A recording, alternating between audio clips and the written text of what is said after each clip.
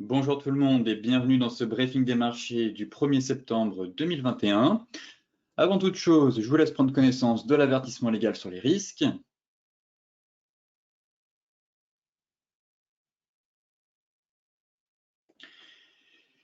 Et tout de suite, direction les marchés où les bourses entament donc une séance même chargée en statistiques, en données économiques. Mais avant ça, on avait hier la clôture mensuelle. Wall Street a donc fini en légère baisse, une séance plutôt hésitante, mais qui est restée proche des records précédents. L'indice Dow Jones affiche quand même un bilan plutôt positif pour le mois d'août, septième mois consécutif même de hausse pour l'indice phare du S&P 500.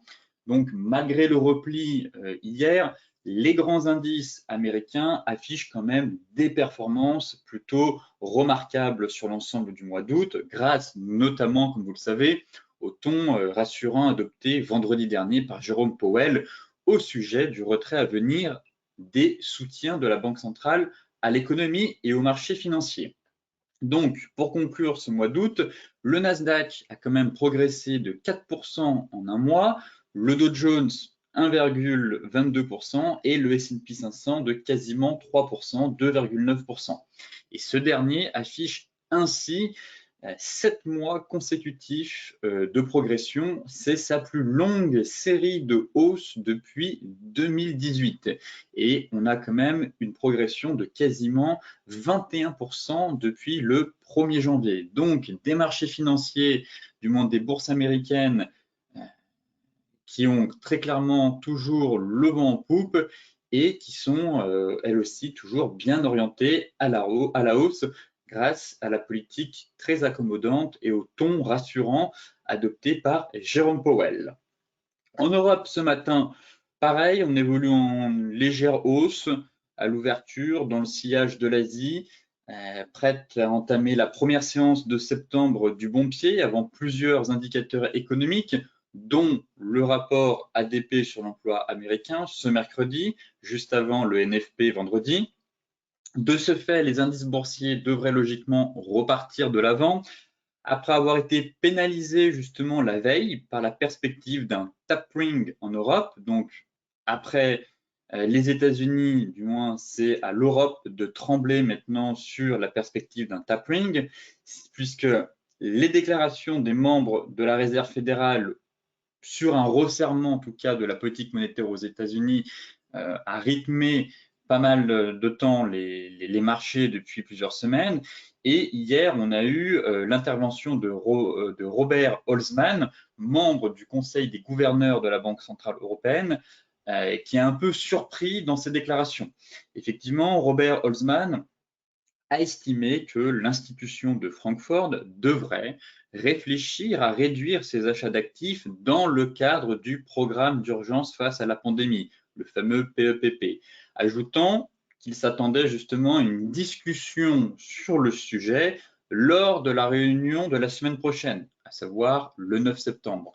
Donc pareil, là aussi, tous les regards vont se tourner vers la Banque centrale européenne le 9 septembre pour avoir des indications et un peu plus de visibilité sur le prochain, la mise en place en tout cas du tapering.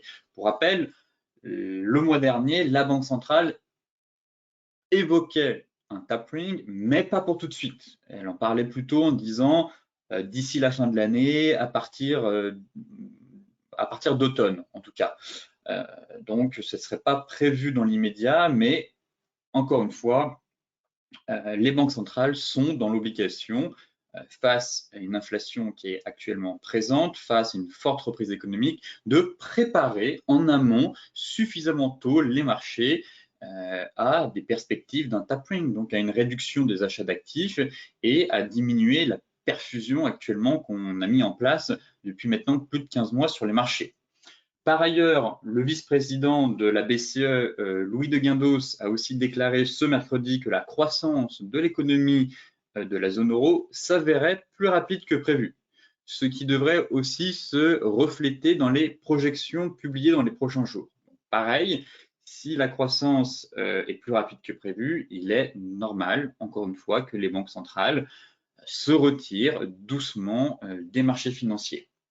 Enfin, pour terminer, comme je vous le disais, la tendance pourrait aussi être influencée par, et devrait surtout, par la publication des indices PMI manufacturiers en Europe. Effectivement, on a eu les résultats ce matin, des résultats qui sont ressortis en dessous du consensus pour les PMI manufacturiers, mais surtout par les résultats de l'enquête ADP sur l'emploi privé aux États-Unis cet après-midi pour le mois d'août, prélude, comme vous le savez, au rapport mensuel du département du travail qui sera publié vendredi. Le NFP, le Non-Farm Payroll, publié ce vendredi à 14h30, qui, selon moi, est le principal catalyseur de la semaine pour les investisseurs. Côté macro, on va s'intéresser un peu aux statistiques concernant les performances du mois de septembre. Et comme je vous le disais hier, généralement, le mois de septembre n'est pas un mois fabuleux, en tout cas pour l'ensemble des marchés financiers. Et là, très clairement, ce sont des performances, une moyenne en tout cas de la performance, des performances depuis 1945. Donc, on a quand même un échantillon assez conséquent et on constate très clairement, de manière générale, que le S&P a tendance à clôturer le mois de septembre dans le rouge. Généralement, on a aussi le mois d'octobre. Là, je vois qu'on a une performance quand même de quasiment 1%. Et les 2 derniers mois de l'année, effectivement, sont des mois, souvent on appelle même le rallye de Noël, surtout les 5 derniers jours juste avant Noël, la dernière semaine, la troisième semaine pardon, de décembre, on constate un rallye de Noël où effectivement les bourses ont tendance à prendre 1, 2, 3% en seulement une semaine et s'envolent assez rapidement. Donc, on fera le point d'ici là en mois de septembre pour savoir si cette année les bourses ont décidé de déclencher un rallye de Noël, vont déclencher un rallye de Noël ou pas. Mais concernant le mois de septembre, généralement, il faut s'attendre à une période plus calme sur les marchés. Alors après, pareil, le mois d'août était censé être un mois pas très bon généralement ou assez flat, étant donné que les investisseurs sont absents, baisse de la volatilité, et vous voyez qu'au final, comme je vous le disais en introduction, le Nasdaq a progressé de 4% en un mois, le Dow Jones de 1,22% et le S&P de 3%. Donc encore une fois, toujours à prendre avec des pincettes, mais c'est quand même assez intéressant d'avoir du recul sur ces statistiques. Mais le mois de septembre pourrait très bien se clôturer dans le vert. Toutefois, prudence, les marchés sont quand même assez haut perchés et généralement, le mois de septembre n'est pas un mois très fantastique pour les investisseurs. Intéressons-nous maintenant au Bitcoin qui lui aussi réalise un mois de septembre plutôt mauvais dans l'ensemble. On constate très clairement que depuis 2017, le Bitcoin n'a jamais réalisé un mois de septembre dans le vert. Vous voyez que les seuls mois, ce fut en 2015 et 2016. Donc ici, c'est un graphique, des données qui représentent les performances du BTC depuis 2014, donc un plus faible échantillon normal comparé à celui du S&P. Mais de manière générale, on constate que voilà, en 2017, on s'était quand même pris quasiment moins 8, moins 6, presque moins 14, de nouveau moins 8. Et est-ce que cette fois-ci, le BTC va réussir à faire mentir les stats et au contraire afficher une performance positive sur le mois de septembre 2021? Donc, encore une fois, comme je vous le disais, ce ne sont que des statistiques, mais ça permet toujours, pourquoi pas, de mettre un peu en place des stratégies et éventuellement d'avoir une vision plus globale de la performance du Bitcoin. Néanmoins, on constate très clairement sur l'ensemble des crypto-monnaies que nous avons une reprise haussière en forme de U, que j'évoque depuis maintenant plusieurs mois, plusieurs semaines. Et face à cette reprise haussière, on a eu des signaux techniques qui ont été déclenchés hier, notamment à l'Ethereum qui consolidait dans un triangle, qui est reparti à la hausse, le Bitcoin lui aussi qui qui est sous une grosse résistance, mais qui consolide. On fera le point juste après techniquement dans une espèce de triangle. Donc, pour l'instant, l'ensemble du secteur des crypto-monnaies a le vent en poupe, consolide, s'inscrit, je dirais, dans une reprise haussière plutôt saine. Elle n'est pas parabolique, à part certaines cryptos qui effectivement ont eu des hausses fulgurantes, notamment sur les altcoins, on en parlera juste après. Mais pour la plupart, si on prend le BTC, l'Ethereum, on s'inscrit dans une reprise haussière plutôt saine. On n'a pas de signaux alarmants ou des signaux de retournement dans l'immédiat. Donc, pour ma part, je suis plutôt, en tout cas, optimiste pour le mois de septembre. J'attends maintenant d'avoir une confirmation et une cassure du niveau des 49 000 et des 51 000 sur le BTC. Mais si c'est le cas, je pense que le BTC devrait poursuivre sa hausse toujours pour aller chercher les prochaines résistances. Donc, on fera le point juste après dans la partie technique. Enfin, la dominance BTC aussi par rapport aux altcoins, donc l'un des moyens qui permet de mesurer un peu la dynamique des cryptos, des altcoins, on va dire, par rapport au Bitcoin, est le graphe de la dominance de ce dernier sur le marché. Et actuellement, la dominance BTC est de 42%, celle de l'Ethereum est de 20%. On a déjà connu des plus bas en mai 2020. Ici, on était à une dominance à 40%, il me semble. Juste ici, on était une dominance à 40% du BTC et surtout, là, on a connu une dominance à seulement 35% en janvier 2018. Comme on l'a vu, certainement vous l'avez sûrement constaté par vous-même, on a des crypto-monnaies, notamment des altcoins, qui explosent en ce moment même. Je pense à Cardano, qui a break ses plus hauts historiques depuis le point haut qu'on a eu au mois de mai. Le BTC, lui, n'a seulement récupéré qu'une partie, l'Ethereum aussi. Cardano a pulvérisé ses plus hauts historiques du mois de mai. Je pense à Solana, je pense au token Terra Luna ou Avalanche. On a vraiment des crypto-monnaies, des altcoins qui commencent très clairement à surperformer. Et en fait, cela pourrait continuer et de ce fait engendrer la dominance du BTC vers de nouveaux plus bas. Et ce qu'il faut retenir, c'est qu'en comparaison avec 2017, les altcoins aujourd'hui proposent pour la plupart de vrais projets qui tiennent la route et apportent réellement des améliorations, notamment via les smart contracts et via la DeFi, la finance décentralisée. Alors qu'en 2017, ici, on regardait les altcoins et on avait, excusez-moi, mais des pures bouses. On suffisait juste de regarder, de publier un vieux white paper ici et de faire du bricolage en mettant en ligne un site internet sur le projet qu'on souhaitait réaliser et on avait des tokens qui pouvaient s'envoler alors que derrière c'était une coquille vide. Il n'y avait strictement rien et derrière on a eu un effondrement très clairement de la plupart des altcoins. Mais aujourd'hui, depuis 2020, on constate très clairement qu'on a des crypto-monnaies, des altcoins qui sortent très clairement, qui tirent en tout cas leur épingle du jeu, comme je vous le disais, Cardano, Solana, Binance Coin, certains y verront Ripple, pourquoi pas, Avalanche, Terra Luna, bref, il existe pas mal de cryptos qui se sont développés dans la DeFi, dans les smart contracts, et donc qui pourraient prendre même Ethereum, qui pourrait aussi prendre des parts de marché plus importantes. De ce fait, la dominance du BTC pourrait continuer à diminuer. En tout cas, pour rappel, on avait quasiment une dominance en 2017 à plus de 90%, 95%. En 2018, on est venu à 35%. Et aujourd'hui, surtout depuis 2020, beaucoup d'institutionnels s'intéressent de près à la DeFi, la finance décentralisée.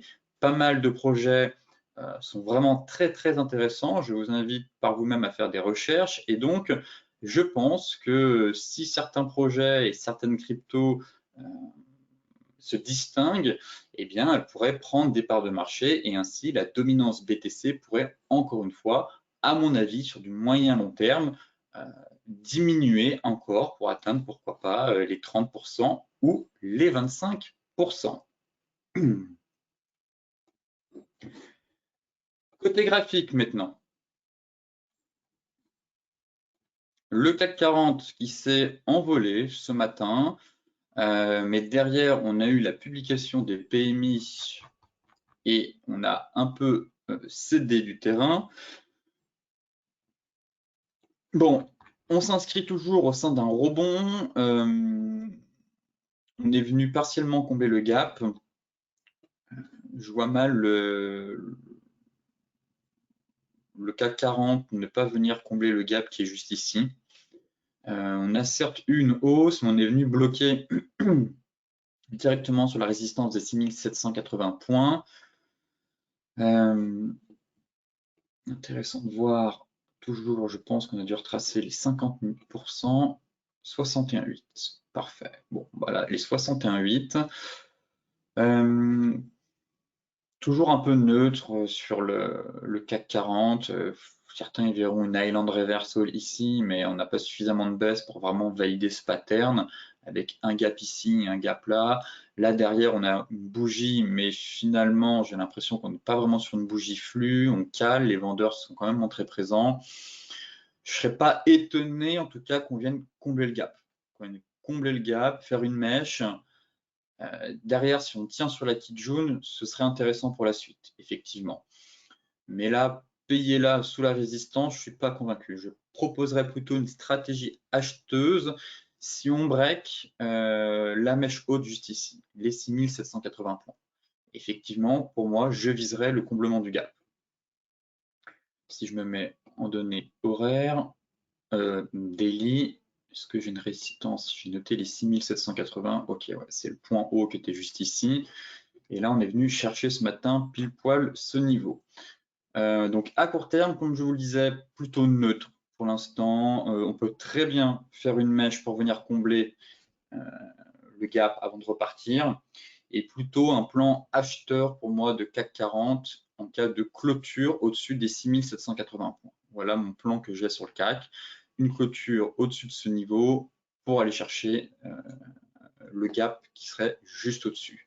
Mais là, je verrais bien une phase de range et d'hésitation dans cette zone. Là, c'est vraiment la zone un peu neutre où j'ai pas vraiment envie d'intervenir dans cette zone. Pourquoi pas passer vendeur effectivement si on break notre zone juste ici, l'ancien sommet, et qu'on repasse en dessous, passer vendeur pour aller chercher les 6570 points. Là, plutôt une zone de neutralité, de bataille entre les acheteurs et les vendeurs, et je repasserai haussier sur le CAC 40 en cas de break des 6780 pour aller chercher le comblement du gap juste ici. En données 4 heures, bon, pas plus d'éléments que ça, je trouve. On est repassé, ok, Chikou sort du nuage, break Tenkan et Kijun, là les prix pareil aussi. Mais passer à l'achat juste sous un niveau de résistance, ce n'est pas très malin. On attendra donc la cassure pour se positionner avec un stop loss juste en dessous pour aller chercher, comme je vous le disais, le gap. Mais dans le contexte actuel, je suis plutôt neutre entre 6685 et 6780. Donc vraiment pour moi un range de neutralité, très clairement, dans cette zone de prix d'environ 100 points. Le DAX. Le DAX est fourbe et piégeux à la fois. Finalement, le triangle, j'ai bien envie de l'invalider car j'aime pas du tout la structure dans laquelle c'est un peu engouffré. À savoir, hier, on fait un gap haussier, finalement, on clôture avec un avalement. Ce matin, pareil, gap haussier, mais ça prend pas. Là, on est sur un dark cloud cover. J'aime vraiment pas la dynamique qu'on est en train de prendre. Et surtout, avant toute chose, encore une fois, j'ai oublié, mais on a clôturé sur la borne haute de notre canal.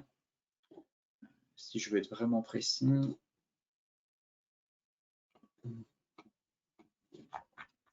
Voilà, on est pile poil dessus, on a légèrement clôturé au-dessus, mais voilà, en plus ce matin, on fait une ouverture avec un gap mensuel.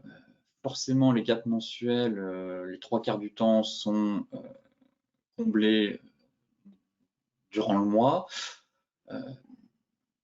Je ne suis pas très convaincu de la hausse, en tout cas qu'on fait depuis maintenant 2 séances, et gap haussier s'est ravalé derrière par les vendeurs. Ce matin, même constat, et finalement clôture mensuelle sur la borne haute du canal haussier. Donc pour l'instant, les acheteurs, certes c'est haussier, mais les acheteurs ont du mal, ont clairement du mal. Si on affine un peu en données hebdomadaires, exactement, donc là avec la même oblique, voilà, on est encore sous l'oblique, hein. Finalement, pour moi, là, la hausse, on a un indice qui cale, qui tricote encore une fois. On peut très bien monter un peu en crabologie comme ça, venir chercher les 16 000 points, 16 050, mais je ne suis pas convaincu de la hausse pour l'instant. Et surtout quand j'affine en données daily, voilà, ce triangle ne me plaît pas du tout. J'attendrai encore un peu. On peut très bien finalement partir dans un range. Voilà. Ici, dans un range un peu piégeux. Et là, vous voyez, cette sortie de triangle hier, finalement, avalement. On a beaucoup de mèches sur cet avalement. Ce matin, pareil, gap à la hausse, ça prend pas. On prend la forme d'un dark cloud cover. Je suis pas fan. Je suis vraiment pas fan de la structure actuellement sur le DAX.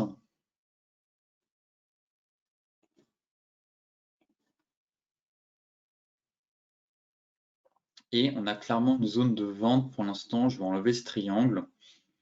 J'attends de voir si on tient. Voilà, on est venu combler le gap. Donc j'attends de voir maintenant si on arrive à tenir le niveau des 15 830, 15 860.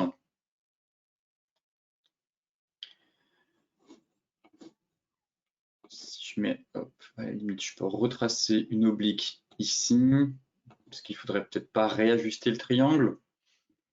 Pourquoi pas? Voilà une solution aussi. On peut très bien réajuster le triangle, ça marche aussi. De ce fait, on est toujours enfermé, on fait ce ping-pong. Donc maintenant, j'attendrai un peu plus. Voilà, je vais attendre les prochains jours pour avoir un historique un peu plus long et savoir si ce triangle se valide. Là, potentiellement, on pourrait de nouveau évoluer dans un nouveau triangle. Et donc, pour moi, j'attendrai donc la cassure des 16 000 points, cette fois-ci, pour se positionner à l'achat. Ou à l'inverse, la cassure des 15 800, ici, de cette oblique, pour vendre et dans ce cas-là, repartir en direction des 15 500 points. Voilà le plan global, mais actuellement, le DAX, là, en 2 jours, il nous fait un peu des portes de saloon, gap haussier ravalé, gap haussier, ça prend pas. Donc là, c'est un peu la machine à laver, donc je préfère rester à l'écart quand je n'ai pas suffisamment de visibilité. Le dos. Le Dow Jones, c'est pareil, rien n'a changé finalement depuis hier. Et depuis lundi, on est toujours au même point de départ. Comme évoqué hier, rien n'a changé finalement. J'attends toujours mes zones clés pour intervenir. Là, il y a très très peu de volatilité sur le Dow Jones. Bon, moi, le niveau qui m'intéresse toujours, voilà, ce serait un retour sur l'ancienne borne haute du range avec la moyenne mobile 50 qui remonte et les prix qui viendraient taper notre oblique. Plusieurs éléments qui convergent, donc potentiellement une zone de prix intéressante pour se repositionner dans le sens de la tendance. Voilà pour moi le niveau que j'attends pour chercher des achats. Si en swing toujours, dans ce cas-là, je chercherai un achat en swing pour viser les 35 600, donc quand même un beau trade de 600 points. Dans le cas contraire, j'attends toujours en fait le breakout des anciens plus hauts historiques pour aller chercher les 36 000 points. Voilà la stratégie. Mais elle n'a pas changé depuis lundi. Je n'ai pas changé mon fusil d'épaule entre-temps. le plan reste le même, et si on va sur les futurs, en données 4 heures, on n'a pas plus d'informations que ça. Si on va jeter un œil sur les futurs, tiens, pour voir un peu si on est dans le rouge, dans le vert. Mini Dow Jones.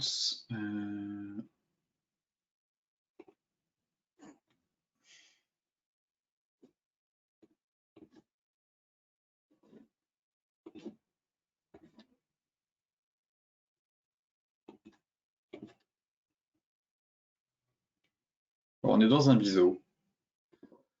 On est un peu dans un biseau. Épaule, tête, épaule inversée. Bon, certains verront peut-être une ETI. Une ETI de continuation haussière. Bon, elle n'est pas super belle, on va pas se mentir. Je suis vraiment pas fan de ces structures-là. Je préférais qu'on me dise plutôt un V-bottom à la limite. Mais si on casse la ligne de coup, vous voyez que ça correspond dans tous les cas au breakout des anciens plus hauts historiques. Donc, le plan reste le même. Si on casse par le bas, c'est donc un biseau dans ce cas-là.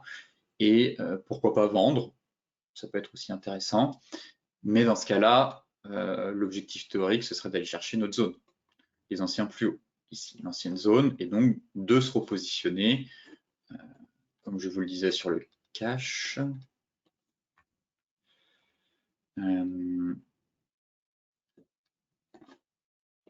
De se repositionner ici. Sortie du biseau, on se repositionne sur les anciens plus hauts. Et là, on ne voit pas très bien, mais on a la moyenne mobile 50 qui est juste ici. Donc, elle devrait logiquement remonter derrière sur le seuil psychologique des 35 000 points. Et donc, se repositionner dans le sens du flux pour aller chercher à moyen long terme 35 500. Et si on casse, mon objectif reste les 36 000 points, tout simplement. Donc, sous surveillance, l'espèce de biseau ETI un peu larvé en données 4 heures.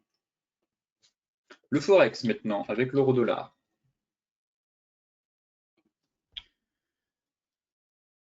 Bon, l'euro-dollar, je reste toujours haussier, même si je me montre assez prudent à cause du NFP. Hein. Le mois dernier, on avait quand même eu une belle correction derrière. Mais comme je vous le disais en données hebdomadaires, voilà, j'aime beaucoup le chandelier qu'on est venu former sur un gros niveau de support et le chandelier de retournement sur le bas du range. Je pense toujours qu'on a un creux de marché ici, de moyen terme. Derrière, le NFP va donner le tempo pour la suite. Mais en données hebdomadaires, je ne passerai pas vendeur, en tout cas. Et à plus court terme, on a cet élargissement descendant. On est venu taper la borne haute, donc toujours dans une phase de consolidation. Et j'aimerais maintenant que l'euro-dollar break cet oblique pour repartir et accélérer vers mon objectif qui est à 1,1950. Voilà mon plan sur l'euro-dollar. Même si, comme je vous le disais, je me montre plus prudent avec le NFP, mais d'un point de vue graphique et technique, on entame une reprise haussière, mais on est toujours bloqué sous ce niveau. J'attendrai quand même la cassure de ce niveau, car là, en données 4 heures, on a quand même fait un bel avalement baissier, mais sur support. Sur support, donc on ne vend pas un support. C'est bien beau d'avoir un avalement baissier, mais vous voyez qu'ici, vous avez une zone 4 heures. On voit quand même que les prix ont plutôt bien réagi. On a une belle zone de polarité 4 heures. L'avalement s'est arrêté pile dessus. Donc, si vous vouliez vendre l'euro-dollar, on attend la cassure de la zone. Là, on s'est arrêté sur support. Et derrière, pour l'instant, le marché tient.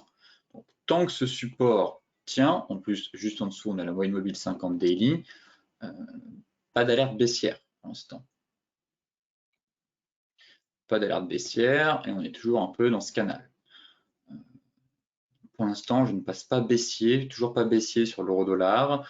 Je me montre patient, le jeu de la patience sûrement, mais j'attendrai la cassure de mon oblique.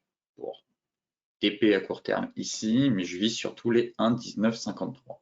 Maintenant, fera le point surtout lundi prochain après le NFP pour savoir comment le marché va digérer les annonces à venir. Mais déjà même cet après-midi, potentiellement avec l'enquête ADP, on pourra avoir un peu de mouvement sur l'euro-dollar. L'AUD-USD, ça c'était le plan qu'on surveillait cette semaine.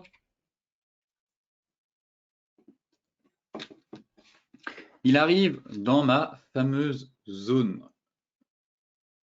Alors, on va basculer en données hebdomadaires. Encore une fois, je vous invite à tracer vos zones mensuelles et hebdomadaires pour intervenir sur des niveaux clés de marché.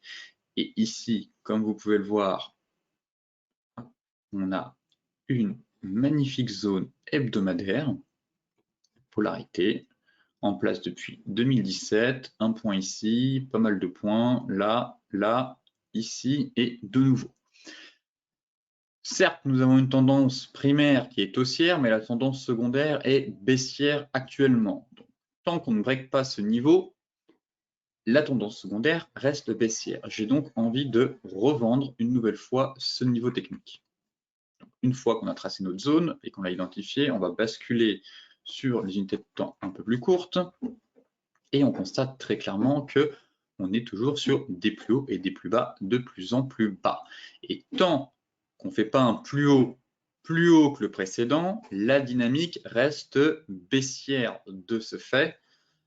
Mon plan est de repartir sur une vente à l'approche de ce niveau. Inversement, si j'ai une bougie flux impulsive qui break ma MM50 et ma zone, je passerai acheteur car on sera en train d'inverser la tendance.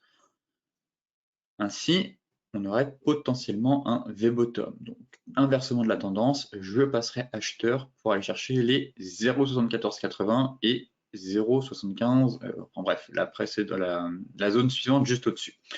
Pour l'heure, c'est encore baissier. On n'a pas de bougie de retournement, donc aucune raison de s'affoler tout de suite. Mais une fois qu'on a identifié la zone et la MM50, juste ici, qui vient en renfort, je vais donc surveiller sur des unités de temps un peu plus courtes en données 4 heures, potentiellement un chandelier de retournement pour vendre une nouvelle fois l'AUD-USD pour viser les 0,7175. Donc ça, c'est un plan qui pourrait se déclencher cette semaine, mais c'est encore trop tôt.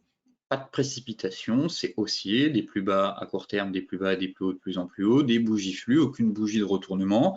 Donc on va attendre tranquillement et patiemment que l'AUD vienne taper sa zone SMM50 et vous devrez surveiller si oui ou non vous avez un chandelier de retournement ici. Dans ce cas-là, vous prendrez une vente avec un stop loss au-dessus de la zone pour viser voilà, un TP1 et un TP2. À l'inverse, si dans les jours qui viennent, on a une bougie flux qui pulvérise notre zone, notre M50, dans ce cas-là, inversion de la tendance, potentiellement V-bottom, il faudra peut-être passer acheteur pour viser la zone des 0,7480.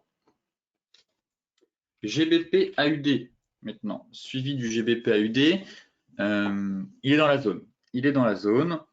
Pareil, évoqué hier, on avait tracé la zone mensuelle du hebdomadaire mensuel du GBP AUD, juste ici.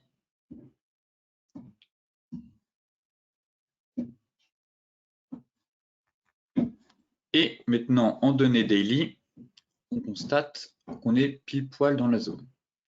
Deuxième élément intéressant à noter, c'est qu'on avait cette divergence baissière, juste ici. Divergence baissière, pour rappel, l'objectif de la divergence baissière, c'est les 50% de retracement de la dernière vague de hausse. Et la dernière vague de hausse, c'est celle qui démarre ici. Vous voyez, on a 1, 2, 3 points. Donc, j'ai pris la dernière vague de hausse et on est pile poil sur le niveau des 50%. En parallèle, on est dans notre zone. Donc, pour l'instant, évitez de vendre. Ne vendez pas ici sur un double niveau de support avec MM50 en renfort. Par contre, la dynamique étant haussière, on a validé un double creux, l'objectif n'a pas été atteint. Pareil, même constat que sur l'AUD-USD, je vais chercher des achats sur le GBP-USD et inversement, je passerai vendeur sous MM50. Si on break les 1,86, 1,87, je passerai vendeur pour aller chercher les 1,84,80. Voilà mon plan. Donc là, pareil, j'attends un chandelier de retournement, soit en daily, soit en 4 heures, pour me repositionner dans le sens du flux avec un stop loss sous la MM50. Le plan est exactement le même que sur l'AUD USD. Et pour l'instant, pas de précipitation. En données 4 heures, on n'a absolument aucune bougie de retournement. Donc, je vous invite de nouveau à être patient, mais à surveiller cette paire qui pourrait vous offrir un signal technique potentiellement dans les prochaines heures. Soit si on avale, on a un chandelier, ou au contraire, on vient breaker ma MM50 et clôturer sous les 0,87. Attendez bien la clôture de la bougie pour éviter de se faire avoir par des mèches assassines. Le gold. Bon, le gold, ça va être très rapide, rien n'a changé, pareil, on est toujours au même stade, le plan reste le même. Vous connaissez le plan par cœur, il n'a pas changé depuis maintenant presque 2 mois. J'attends la cassure des 1835. Des achats à bon compte, pourquoi pas sur la zone des 1790. Ok, je suis d'accord avec ça. Ici, on est au milieu du désert, donc on évitera de trader au milieu du désert. On attendra au moins la cassure des 1835 pour se positionner. Aller chercher 1850, mais surtout les 1910. En données 4 heures, bon, il n'y a rien d'intéressant. Rien d'intéressant. Ouais, je suis vraiment pas fan de ce triangle. Non, le gold complètement neutre dessus. Je n'ai pas de prévision, de perspective à vous donner. Bon, ça reste haussier, donc forcément en moyen long terme, je suis quand même plutôt haussier sur le gold. Donc celles et ceux qui sont des investisseurs DCA à moyen long terme, eh bien continuent d'accumuler un peu de gold. Mais pour les traders, actuellement, pour moi, pour prendre des mouvements swing, j'attendrai un retour voilà, sur les niveaux de support. Pourquoi pas la résistance pour vendre une nouvelle fois, mais sinon un breakout de la résistance pour accompagner le flux haussier. Mais pour l'heure, il ne se passe pas grand-chose, donc allez là où il se passe de l'action sur les marchés financiers si vous voulez gagner de l'argent. Le Brent.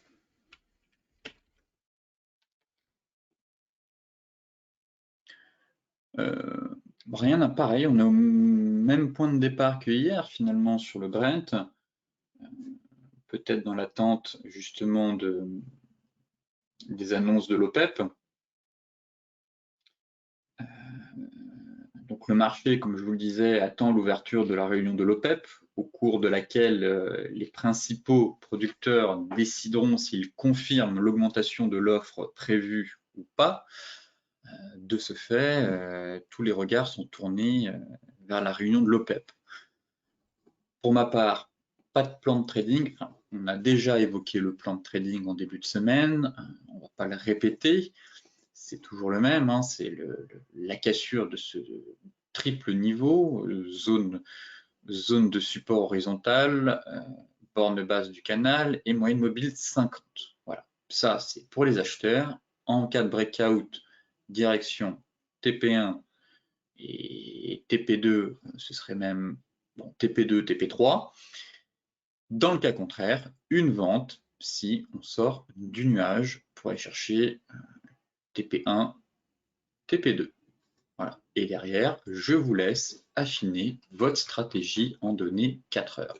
Donc ici, on évoquait hier potentiellement une épaule, tête-épaule. Bon, on va pas se mentir, elle est juste horrible. Donc, on va plutôt faire ça propre et se dire qu'on est dans un range. Voilà. Et que ici, on a un range technique dans lequel les prix évoluent. Une phase soit d'accumulation et de distribution dans l'attente de la réunion de l'OPEP. Pour ma part, je passerai vendeur de pétrole si on break les 71 pour aller chercher en TP1 l'objectif du range, en TP2 la borne basse du canal Et inversement, je passerai acheteur si on break ma zone de polarité horizontale, ma MM50 qui est juste au-dessus et mon canal ici, l'oblique de mon canal juste là. Donc, je passerai acheteur de pétrole au-dessus. Voilà, si on clôture au-dessus de 73 pour viser TP1 et TP2. Voilà le plan sur le pétrole. Et c'est exactement le même sur le light. Vous voyez, on peut basculer en données daily, mais on n'a pas plus d'indications que ça.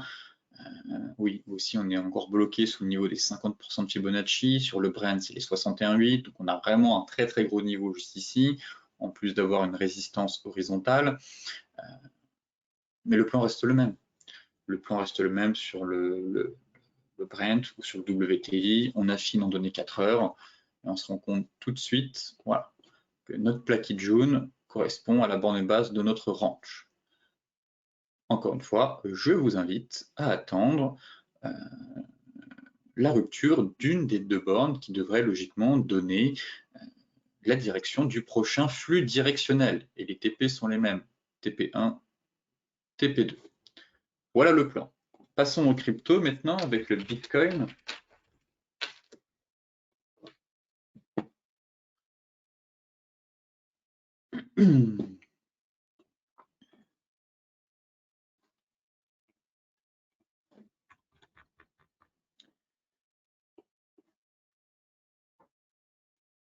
Bon, rien n'a changé depuis hier sur le BTC, si ce n'est que l'Akijun remonte assez fortement, vient en renfort juste ici sous les prix avec la MM200, donc ça c'est un bon point. Elle devrait derrière se mettre à plat et offrir un niveau de support. Potentiellement une consolidation dans un fanion, voire un triangle. J'ai tenté de tracer 2 points de contact en haut et là en me disant on a potentiellement un point bas, donc 2 points de contact à confirmer, mais consolidation du BTC, zone de support identifiable très clairement avec notre Kijun et le niveau des 50%. On consolide toujours dans le niveau des 61,8 et des 50. Les acheteurs gardent la main. On est toujours sur des plus bas et des plus hauts de plus en plus haut. Pas d'inquiétude baissière pour l'instant. Peut-être que le BTC a du retard. Pour rappel, hier, l'Ethereum est sorti par le haut de son triangle. Même constat qu'on avait validé le double creux ici. Rappelez-vous, l'Ethereum avait de l'avance sur le Bitcoin. Il avait franchi en avance son double creux et derrière c'était parti et le BTC avait fait de même. Donc là, je me redis que peut-être l'histoire se répète une nouvelle fois. En tout cas, le signal technique sera donné à la cassure des 49 500, si possible 50 500. Mais pour l'heure, pas d'alerte baissière. On est sur un bon niveau de support. On consolide. Le marché avait besoin de reprendre son souffle. Maintenant, comme je vous le disais, d'après les statistiques, le mois de septembre n'est pas un bon mois depuis 2017 pour le BTC, mais peut-être que cette fois-ci, le BTC va faire mentir les probabilités, étant donné que la dynamique est plutôt belle, je trouve. On est dans une consolidation. On avait pas mal de consolidation sur pas mal d'altcoins et d'Ethereum, et la plupart sont sortis par le haut de leur figure chartiste. Et donc, le BTC est en retard actuellement, et j'ai bon espoir de croire qu'il est tout à fait possible d'avoir aussi sur le Bitcoin une sortie par le haut. Je placerai une alerte baissière, effectivement, si on break les 46 000 $. Mais pour l'heure, voilà, je verrais bien une consolidation dans un triangle de moyen court terme, voire un fanion. Effectivement, si on en sort par le haut, juste ici, logiquement, on devrait avoir une nouvelle jambe de hausse afin de redémarrer la dynamique haussière en place depuis fin juillet. L'Ethereum,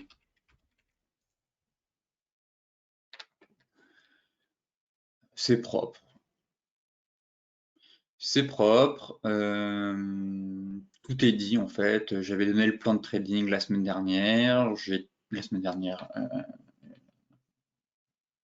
Hier.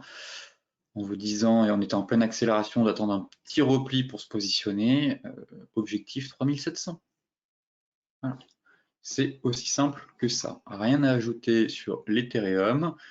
Je vise 3700 $ à court terme pour les traders. Ici, vous prendrez une partie de vos bénéfices, vous mettrez votre stop à break-even et vous croiserez les doigts pour avoir un breakout des 3007 et viser en TP2 les 4178.